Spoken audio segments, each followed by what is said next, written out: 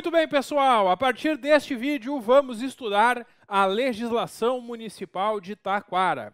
Aqui nas aulas eu vou mostrando para vocês a lei atualizada do município, com alguns quadros, com alguns esquemas, e no final das aulas teremos algumas questões para vocês treinarem antes da prova, porque é muito importante ao estudar para concursos a gente também resolver questões. Por isso, vou passar o conteúdo para vocês e depois teremos também questões para praticar no final, assim a gente faz o estudo de toda a legislação. Bom, vamos iniciando então com o estudo da lei orgânica aqui do município de Taquara. Lei orgânica é a principal lei do município. Cada município aqui no Brasil tem a sua lei orgânica. E este nome, lei orgânica, vem de organização. Ela traz os órgãos que compõem a estrutura do município. Ela traz a organização dos dois poderes do município que nós vamos estudar hoje, o poder executivo, que é a Prefeitura de Taquara, e o poder legislativo, que é a Câmara Municipal, a Câmara de Vereadores. A lei começa apresentando o município de Taquara, criado pela lei lá em 1886, parte integrante do Brasil e também do Rio Grande do Sul, organiza-se de forma autônoma em tudo que respeita ao seu peculiar interesse. Claro, o município de Taquara, assim como todos os municípios do Brasil, possui essa autonomia que a gente vai estudar e conhecer melhor hoje. Quando essa lei orgânica foi feita, foi mantido o território do município. E a alteração dos limites do território do município só pode ser feita dentro dos termos da legislação estadual. Claro, porque sempre que mudar um limite do município de Taquara, isso afeta um município vizinho. E quando algo afeta mais de um município, tem que ser feito por uma lei estadual, não por lei municipal. Se a banca afirmar na tua prova que a alteração do limite do território do município pode ser feito nos termos da legislação municipal, estaria errado, porque é na legislação estadual. E essa é uma pegadinha que a banca pode fazer na nossa prova. Bom, isso é a alteração dos limites do município de Taquara com municípios vizinhos.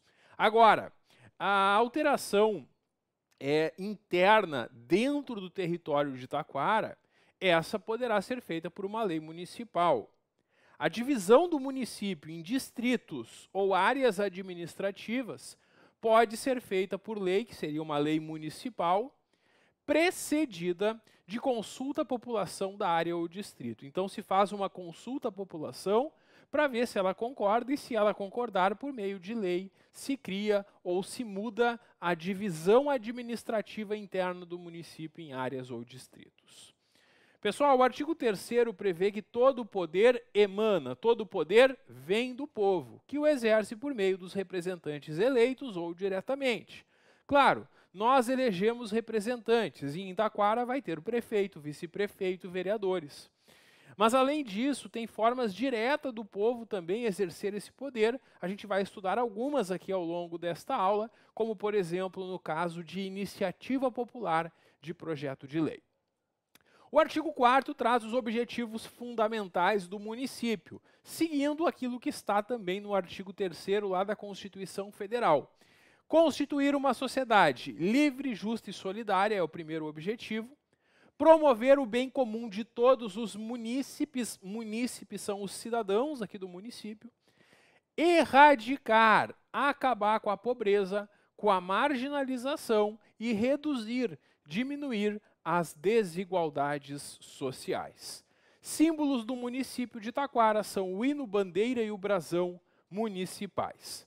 Sobre poderes do município, nós temos aqui no artigo 6º os dois poderes do município, que eu falei para vocês, o legislativo, que é a Câmara de Vereadores, e o executivo, que é a Prefeitura. Cuidado, que tem uma pegadinha que a banca pode fazer na tua prova, que é afirmar que o poder judiciário também é um poder do município, e isso está errado. Municípios têm somente dois poderes, o legislativo e o executivo. Quem possui 3 poderes é o Estado, como o Estado do Rio Grande do Sul, por exemplo, ou a União. Esses possuem 3 poderes. E quando tu pega a Constituição Federal para estudar, tu vai encontrar esses 3 poderes. Quando tu pega lei orgânica de município, tu só encontra 2 poderes, porque não tem poder judiciário no município. O foro que existe no município, o foro ou fórum, como vocês preferirem chamar, o fórum que tem lá é da Justiça Estadual. Não existe justiça municipal. O poder judiciário sempre é estadual ou federal. Então, cuidado com isso na hora da prova. Nós temos só 2 poderes no município, quando a questão de prova é sobre a lei orgânica. Claro que numa questão sobre a Constituição Federal, nós teremos os 3 poderes. Mas numa questão sobre a lei orgânica, sobre poderes do município, somente 2. Bom, e é vedada a delegação de atribuição entre os poderes. Claro, porque nós temos nesta lei, inclusive, as funções. O que cabe ao legislativo, o que cabe ao executivo. E não pode um passar para o outro essas funções. Porque a gente precisa, para o nosso equilíbrio institucional, é importante que cada poder faça a sua função. Porque o executivo, que é a prefeitura, a gente vai estudar que a prefeitura cuida dos assuntos de interesse da comunidade, administrando serviços públicos, bens públicos, servidores e tudo mais. Enquanto o legislativo, que é a Câmara de Vereadores, vai aprovar as leis e também vai fiscalizar a atuação do executivo. Então é importante que nós tenhamos esses 2 poderes, cada um exercendo as suas funções com independência, já que os 2 poderes são independentes e harmônicos, então não pode, é vedada, é proibida a delegação de atribuições entre esses poderes. Também o cidadão investido na função de um deles não pode exercer do outro. Não é possível estar exercendo ao mesmo tempo função nos 2 poderes. Muito bem. É isso que nós temos inicialmente, e essa questão dos poderes é muito perguntada em prova, é importante compreender esses conceitos. Eu falei para vocês que o município de Taquara é autônomo, e o artigo 7º nos mostra 4 motivos, 4 formas que mostram essa autonomia que o município possui. Sabe por que o município de Taquara é autônomo? Porque o povo de Taquara vai às urnas de 4 em 4 anos e elege os seus representantes, elege os vereadores. O povo de Taquara também elege prefeito e vice-prefeito. Existe no município uma administração própria, que é a prefeitura, que cuida dos interesses da comunidade. E também nós temos aqui no município a adoção de legislação própria, porque o município de Taquara tem as suas próprias leis, como esta lei orgânica que a gente está estudando. Por isso, eu posso dizer que o município de Taquara, assim como os demais municípios, possui a autonomia. Isso cai em prova. A banca que vai fazer nosso concurso, em outro concurso que ela aplicou, em outro município, ela já perguntou em prova quais são as formas de expressão da autonomia. Então, é sempre importante saber que essas são as 4 formas de expressão da autonomia aqui do município de Taquara. Sobre competência do município, nós temos aqui, pessoal, na competência do município, uma série de atribuições que cabem ao município de Taquara. Compete ao município, no exercício de sua autonomia, organizar-se juridicamente, decretando as suas próprias leis, e instituir e arrecadar tributos. Os tributos são a principal fonte de receita de arrecadação do município. O município vai organizar os seus serviços administrativos e patrimoniais, administrar os seus bens, adquirir e alienar, aceitar doações, legados e heranças.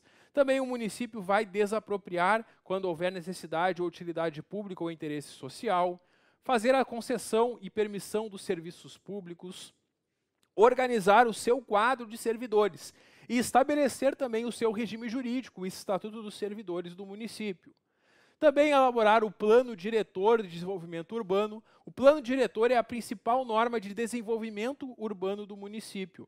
Também, neste Plano Diretor, o município vai estabelecer normas de edificação, loteamento, zoneamento. Também estabelecer normas de prevenção e controle de ruído, poluição do meio ambiente, espaço aéreo e águas.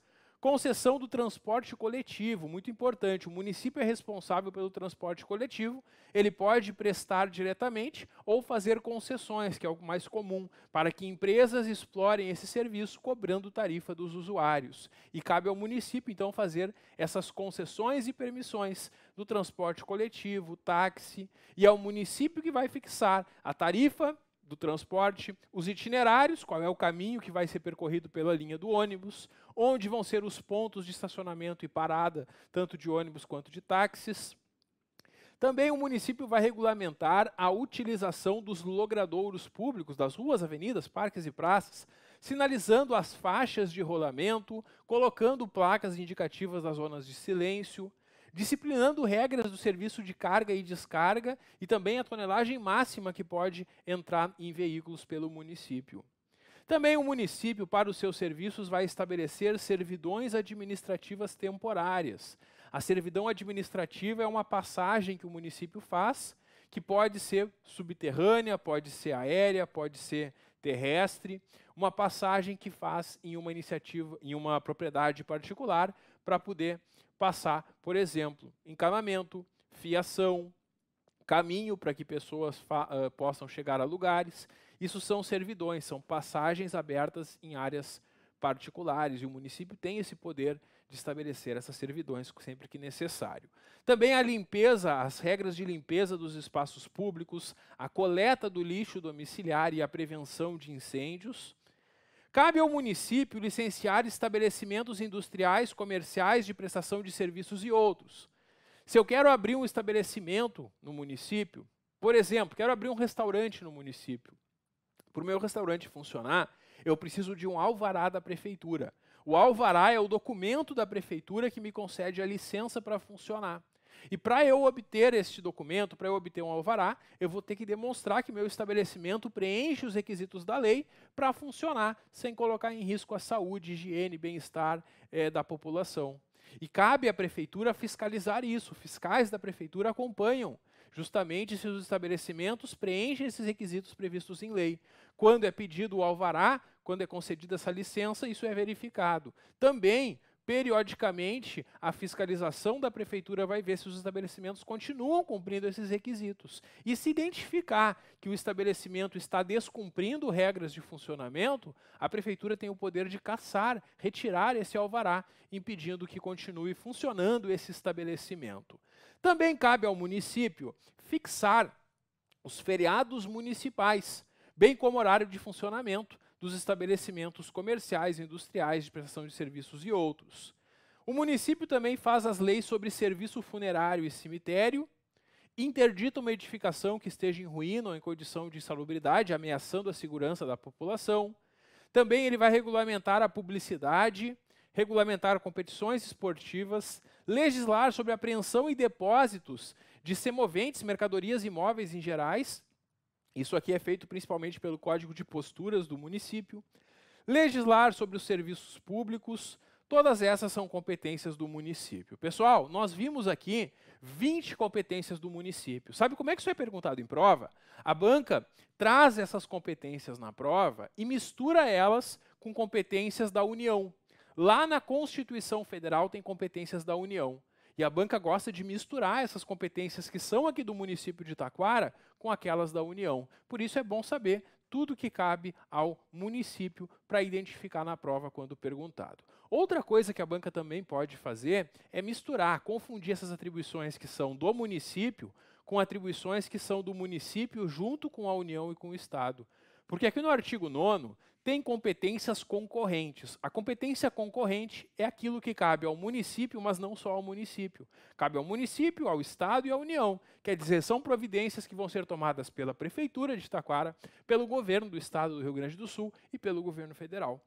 Essas atribuições são mais amplas, como o respeito à Constituição e às leis, zelar pela saúde, higiene e assistência pública e proteção dos direitos das pessoas com deficiência, a proteção de documentos e outros bens de valor histórico, artístico, cultural, impedir destruição e descaracterização de obras de arte, proteção a documentos e tudo mais, também proporcionar meios de acesso à cultura, proteção ao meio ambiente, fomentar e incentivar atividades econômicas e agropecuárias, combater as causas da pobreza, assistência social a quem precisar, registrar as concessões de direito, pesquisa e exploração de recursos hídricos, água explorada no território do município, promover diretamente ou por convênios, parcerias com o governo federal e estadual, programas de construção de moradia popular e melhoria das condições habitacionais e saneamento básico. abrir e conservar estradas e caminhos, colaborar para o amparo à maternidade, infância, juventude, idoso e famílias em situação de vulnerabilidade, mais uma tarefa aqui do serviço social, cooperar na fiscalização da produção, conservação, comércio e transporte de alimentos, tomar as medidas necessárias para restringir a mortalidade e morbidez infantis e atuar no enfrentamento à violência doméstica, sexual, de gênero e geracional. Aqui atuando também, fazendo a sua parte dentro daquelas diretrizes que a Lei Maria da Penha, por exemplo, traz para proteger a mulher da violência doméstica, sexual, de gênero e geracional. Todas essas, então, são competências do município colocadas aqui na lei orgânica. Bom, para isso o município também pode fazer parcerias com o governo federal, com o governo estadual, para alcançar essas atividades, essas atribuições de interesse de todos. Então é isso que nós temos de mais importante nesses artigos que tratam de competência. É isso que a gente tem que pode vir a ser perguntado em prova. Pessoal, no artigo 12 nós temos o dia oficial do município. Isso cai muito em prova. Vocês têm que ir para a prova sabendo que, quem não sabe ainda, claro, que o dia 17 de abril é o dia oficial do município, que é a data de fundação ou criação do município. Não esquece, 17 de abril é a data do município. A banca vai tentar te enganar trazendo outras datas, não esquece que é o dia 17 de abril, a data, o dia oficial aqui do município de Taquara. O município que não pode estabelecer, criar cultos religiosos ou igrejas. O município também não pode subvencionar, não pode colocar dinheiro em cultos ou igrejas. E também não pode o município embaraçar-lhe, atrapalhar o exercício ou manter com eles ou seus representantes relação de dependência ou aliança. Ou seja, em resumo, município não se mete com religião. O município não vai se meter com religião, porque o município não pode criar religiões, não pode dar dinheiro para elas e também não pode impedir, atrapalhar o funcionamento delas. O município não se mete com religião. Muito bem. Então é isso que nós temos aqui, nesses primeiros artigos do título 1 aqui da Lei Orgânica de Taquara. Vamos avançando agora para o título 2, para conhecer então o poder legislativo. Vamos ver, até o final deste vídeo e no próximo vídeo, vamos conhecer todas as regras do poder legislativo, que é a Câmara de Vereadores. E depois vamos ver do poder executivo da Prefeitura. Muito bem. Começando aqui pelo poder legislativo, a Câmara Municipal, a Câmara de Vereadores de Taquara. Primeira coisa que eu tenho que saber sobre ela é que ela é composta por 15 vereadores. Os vereadores são eleitos por um mandato de 4 anos. Então o povo vai às urnas e elege de 4 em 4 anos 15 representantes, que são os 15 vereadores. Essa quantidade de vereadores é bastante perguntada em prova também. É importante que vocês memorizem que são 15 vereadores aqui no município. O artigo 15 traz os períodos de funcionamento da Câmara. Nós temos 4 anos de mandato. No primeiro ano do mandato, que os vereadores estão começando, ali, no primeiro ano, eles se reúnem de 1º de janeiro até o dia 30 de junho. Faz o recesso, depois volta 15 de agosto e funciona até 20 de dezembro. Isso no primeiro ano do mandato. Nos demais anos, não vai ter sessões da Câmara no mês de janeiro e ela vai funcionar de 1º de fevereiro até o dia 20 de dezembro. Este é o período normal de funcionamento da Câmara. A Câmara de Vereadores que pode alterar esses intervalos por meio de resolução proposta pela mesa ou até mesmo lá no seu regimento interno. Mas uma questão sobre a lei orgânica do município que pergunte quais são as datas são essas. Nada impede que tenha outra data fixada no regimento interno ou em outras resoluções, mas para a prova, se eles perguntarem de acordo com a lei orgânica, essas datas que serão as respostas corretas. Bom, no primeiro dia do ano de cada legislatura, peraí, o que é uma legislatura? A legislatura é um mandato, então tem um mandato de 4 anos. No primeiro dia do ano de cada mandato, quer dizer, o primeiro dos 4 anos, no dia 1º de janeiro, então, do primeiro ano do mandato, nós teremos aqui uma reunião da Câmara, em que a Câmara dá posse para os vereadores que foram eleitos pelo povo. Também dá posse para o prefeito e vice-prefeito eleitos e elege a sua mesa. A mesa da Câmara são os vereadores que vão coordenar a casa. Vai ter lá o presidente da Câmara, vice-presidente, secretário. Os próprios vereadores, dentre si, escolhem esses dirigentes da Câmara, esses membros da mesa. Além disso, a Câmara tem uma comissão representativa e comissões permanentes. Comissões são grupos de vereadores. É que nem tudo é discutido inicialmente pelos 15 vereadores. Geralmente as matérias passam por comissões e depois vão para o grande grupo de 15 vereadores, que é o que a gente chama de plenário. Essas comissões são formadas por alguns vereadores, pode ser 3, 4, 5 vereadores, conforme a norma que criar a comissão definir. Bom, a comissão, então, é um grupo de vereadores, é isso. E nós teremos comissões permanentes, definidas lá no regimento interno da Câmara, separadas por matéria, por assunto específico. Então, no primeiro dia de janeiro do mandato, eles vão se reunir e vão decidir quais são os vereadores da mesa, quais são os vereadores da comissão representativa e quais são os vereadores das comissões permanentes. Os eleitos para a mesa vão ter um mandato de 1 ano e é proibida a reeleição para o mesmo cargo. Pessoal, quem for eleito presidente da Câmara no primeiro ano do mandato, não pode, no segundo ano do mandato, continuar como presidente. Tem que mudar. Todo ano mudam os membros da mesa.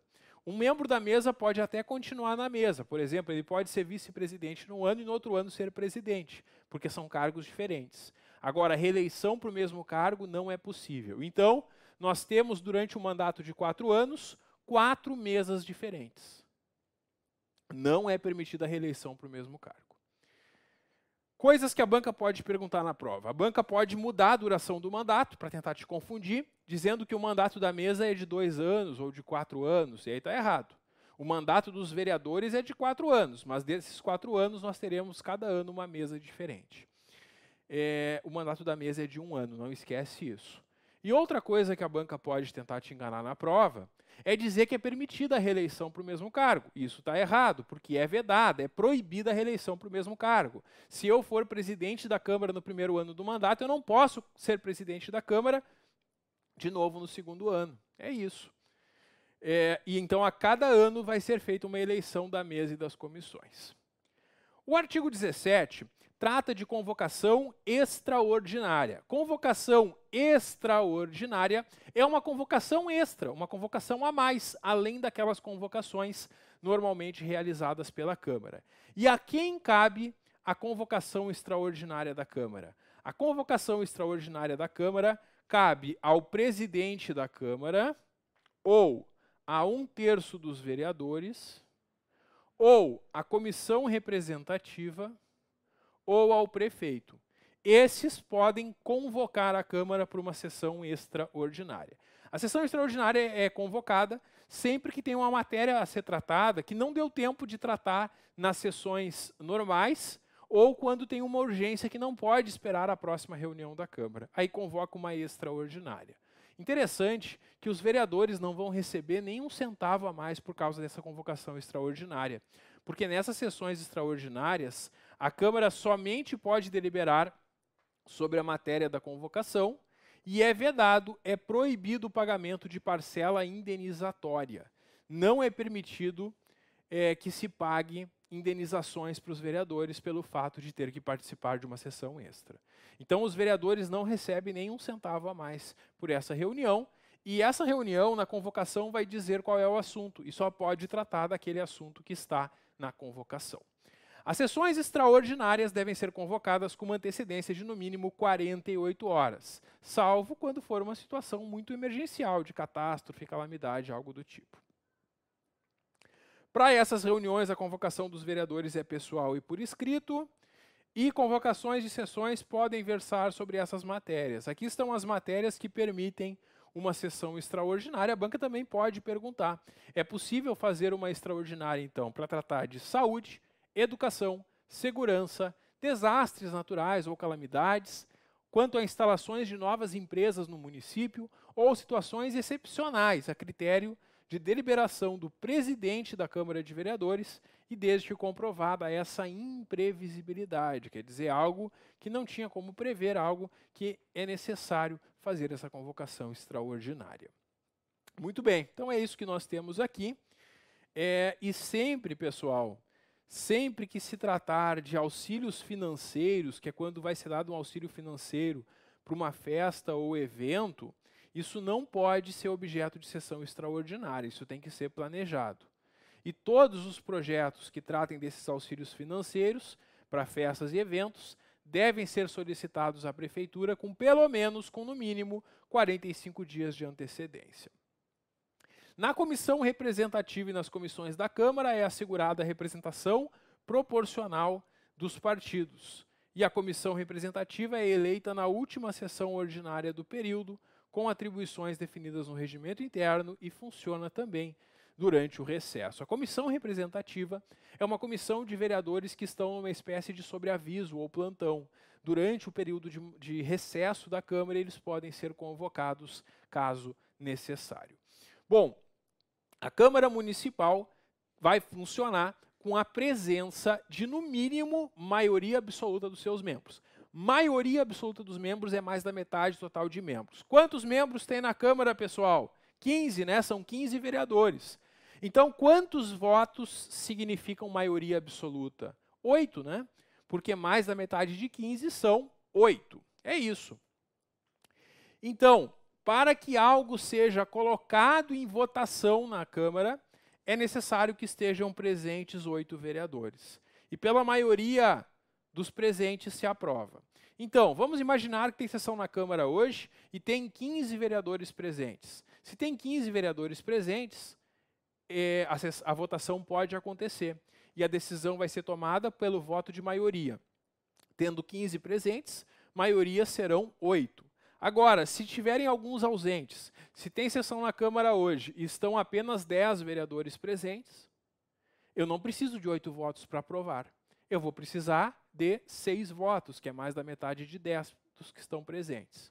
Agora, se tiver uma sessão na Câmara hoje e não estiverem presentes 8 vereadores, estiverem presentes 7 ou menos vereadores, não pode ser feita nenhuma votação.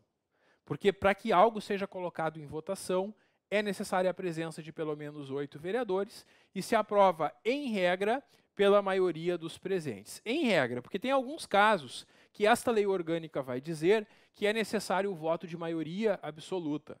E quando precisa do voto de maioria absoluta, eu preciso para aprovar de 8 votos. Tem casos também que a lei orgânica vai dizer que precisa de 2/3 para aprovar. E 2/3 de 15 vereadores seriam 10 votos. Então eu fiz um esquema aqui resumindo para vocês as 3 maiorias que existem para aprovação dos projetos. Maioria simples, essa é a regra geral. Em regra, as matérias são aprovadas por maioria simples. Então, sempre que aqui na lei orgânica não disser que exige maioria absoluta ou 2/3, quer dizer que é por maioria simples. E aí, por maioria dos presentes, eu aprovo. Então, se estiverem presentes todos os 15 vereadores, eu vou precisar de 8 votos. Mas se estiverem presentes, por exemplo, 10 vereadores, com 6 votos eu aprovo. Porque a maioria simples é mais da metade dos presentes, não do total. Tem algumas matérias que esta lei orgânica vai dizer que é necessária a maioria absoluta para aprovação. Nesses casos, sempre que a lei orgânica disser que precisa de maioria absoluta, eu vou precisar de 8 votos. E não importa se estão presentes 8, 10, 15 vereadores, não interessa. Eu sempre preciso de 8 votos quando a matéria é aprovada por maioria absoluta. E tem matérias que são aprovadas por 2/3, como a própria emenda à lei orgânica, 2/3 de 15 seriam o voto de 10 vereadores. Então é isso. Essas são as maiorias que a gente vai conhecer. O parágrafo 1º já traz uma regra especial. Ele diz que quando essas matérias forem ser tratadas, é necessário que estejam presentes 2/3 dos vereadores, eu preciso da presença de 10 dos 15 vereadores, e vai ser aprovado pelo voto de 8 vereadores, que é a maioria absoluta. Quais são essas matérias? A banca pode perguntar na prova. Quais são essas matérias? quando se tratar de votação do orçamento do município, empréstimos, auxílios a empresas, quando o município vai dar um auxílio para uma empresa, concessão de algum privilégio ou matéria que verse interesse particular. Essas matérias, além de outras que podem estar previstas em outras leis ou no regimento interno, vão exigir a presença de 2/3 e o voto da maioria absoluta. E a banca pode perguntar na prova quais são essas matérias, por isso eu coloquei no quadro para vocês. O presidente da Câmara não vota sempre. É que o presidente da Câmara é um dos 15 vereadores, mas ele não vai votar sempre. Por que ele não vota sempre? Porque ele está coordenando a sessão. E como ele está coordenando, presidindo a sessão, para organizar melhor, ele não vai votar sempre. Ele só vai votar quando houver empate. Por exemplo, foi iniciada uma votação, ela está empatada, o presidente vota e desempata. Também o presidente vai votar quando a matéria exige o voto de 2/3. As matérias que exigem para aprovação o voto de 2/3, nessas o presidente também vai votar. Nas demais matérias o presidente não vota, ele apenas comanda, preside a sessão. As sessões da Câmara são públicas, podendo ser realizadas fora da sua sede. Claro, normalmente as sessões da Câmara vão ser realizadas lá no prédio da Câmara, mas pode ser realizado fora, quando o interesse público assim necessitar. Para isso, é necessária a aprovação da maioria absoluta do plenário e um requerimento com no mínimo 15 dias de antecedência. Então, em matérias que houver interesse público, é possível fazer uma sessão fora da sede da Câmara, se entenderem necessário. Mas é necessário que tenha aprovação de maioria absoluta do plenário, que é mais da metade dos vereadores, e uma antecedência de pelo menos 15 dias. O próximo assunto são as contas do prefeito, e sobre esse próximo assunto a gente vai continuar conversando no próximo vídeo. Dá um clique que eu já volto. Até logo!